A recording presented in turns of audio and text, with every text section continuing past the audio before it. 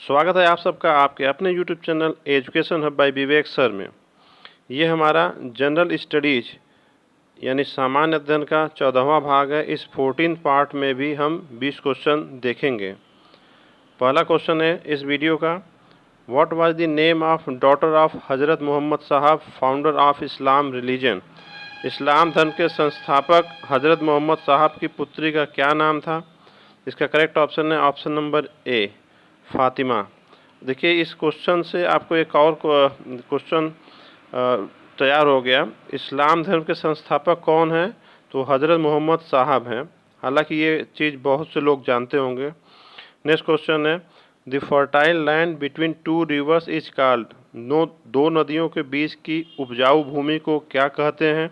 इसका correct option है option number A, Doab.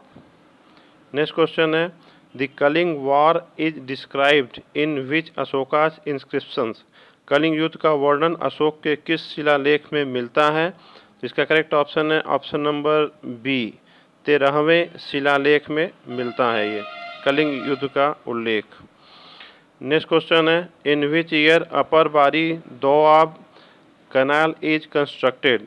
अपर बारी दोआब नहर का निर्माण किस वर्ष हुआ था? तो इसका करेक्ट ऑप्शन है ऑप्शन नंबर डी, 1859 यानी 1859 में। ये देखिए ये नहर पंजाब राज्य में है और पंजाब राज्य में 5 नदियां बहती हैं, आप सब जानते हैं। उसमें एक रवि नदी है, इस रवि नदी पर ही ये नहर बना है और रवि नदी से ही संबंधित है ये।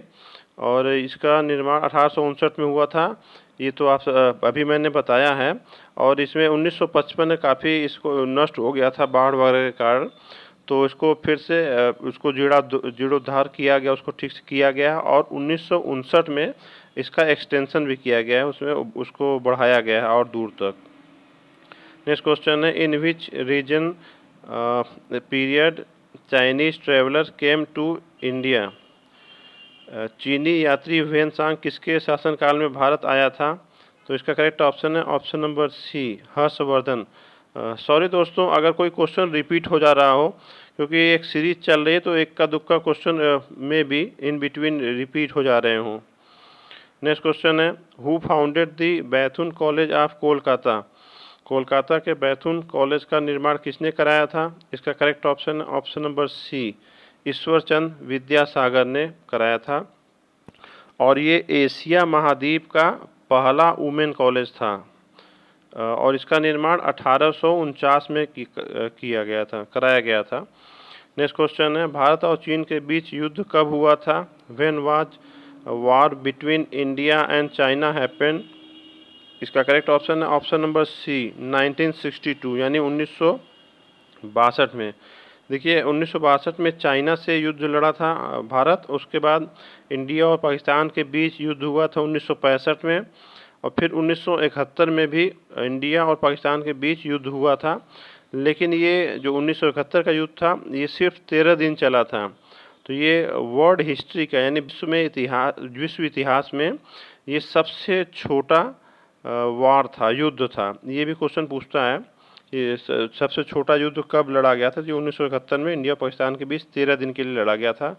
एक और इसमें क्वेश्चन बन जाता है कि बांग्लादेश का निर्माण किस युद्ध के परिणाम स्वरूप हुआ? तो ये 1971 में जो इंडिया और पाकिस्तान के बीच युद्ध हुआ था उसी समय बांग्लादेश का निर्माण हुआ था। बांग्लादेश और पूर्वी पाकिस्तान कहते थे उस समय, तो उसको अलग करके उसको बांग्लादेश एक अलग देश का निर्माण कर दिया गया था।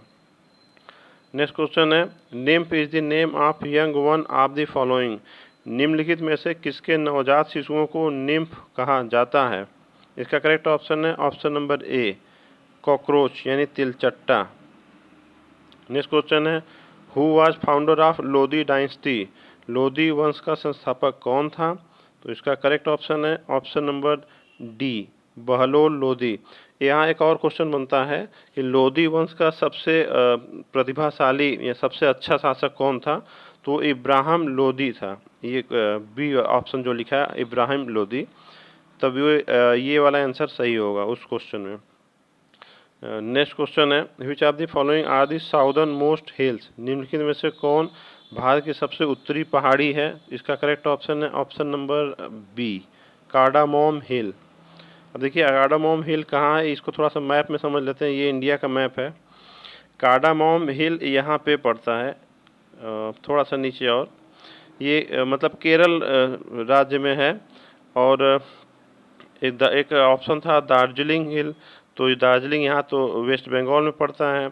उसके बाद है एक है नल्ला मल्लई, ये यहाँ पे नियर अबाउट यहाँ पे उसका लोकेशन है नल्ला मल्लई का।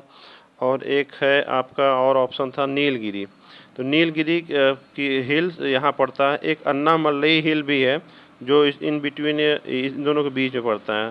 कुल मिला के जो साउदर्न मोस्ट यानी दक्षिण एकदम दक्षिण उत्तर है जो हिल है वो कार्डामोम हिल है इंडिया का। और जो ऑप्शन दिया हुआ उसके अकॉर्डिंग। नेक्स्ट क्वेश्चन है, किस महाद्वीप में एक भी ज्वालामुखी नहीं है?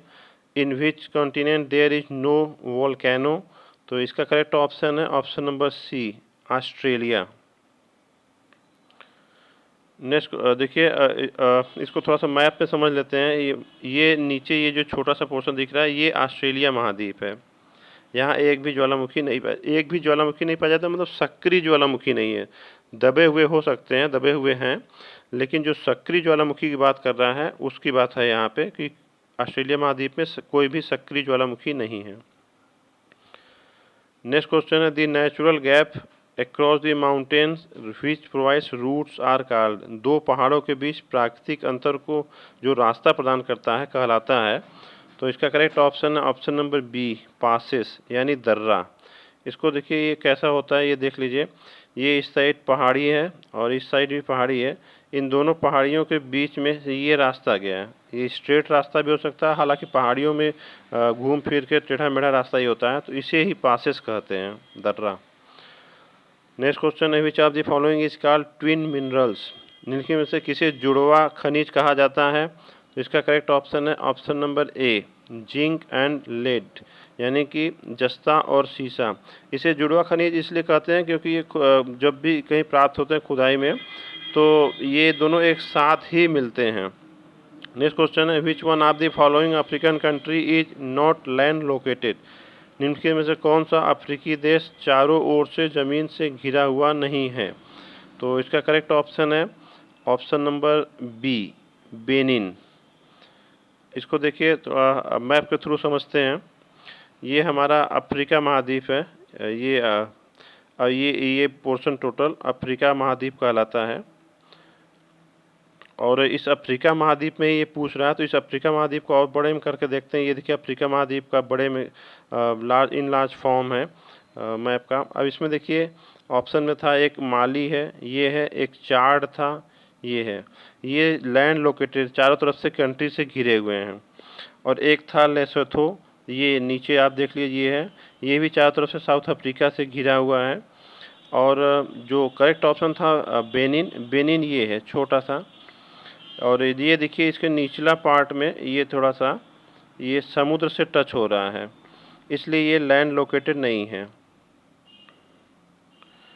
नेक्स्ट क्वेश्चन है, in which country uranium is found in maximum quantity? Uranium किस देश में सबसे अधिक मात्रा में पाया जाता है? तो इसका करेक्ट ऑप्शन है ऑप्शन नंबर सी, ऑस्ट्रेलिया। यहाँ देखिए पाया जाता है की बात हो रही है, यानी रिजर्व फॉर्म में वहाँ पे दबा हुआ है, यानी एस्टिमेट किया गया है वहाँ पे उसका रिजर्व है, ढेर सारा स्टोरेज है। और इसलिए ऑस्ट्रेलिया सही ऑप्शन है। अगर आपका क्वेश्चन में पूछता है कि यूरेनियम का सबसे ज़्यादा उत्पादन कौन सा देश करता है यानी प्रोडक्शन, तो आपका करेक्ट ऑप्शन कनाडा होगा। Next question, the maximum displacement of the particles in a mechanical wave motion is known as? यांत्रिकी धारा प्रवाह में अणुओं में अधिकतम विस्थापन क्या कहलाता है? तो इसका करेक्ट ऑप्शन है option number A, amplitude. Next question है, भारत की प्रथम महिला लोकसभा अध्यक्ष कौन थी? Who was the first lady speaker of Lok Sabha?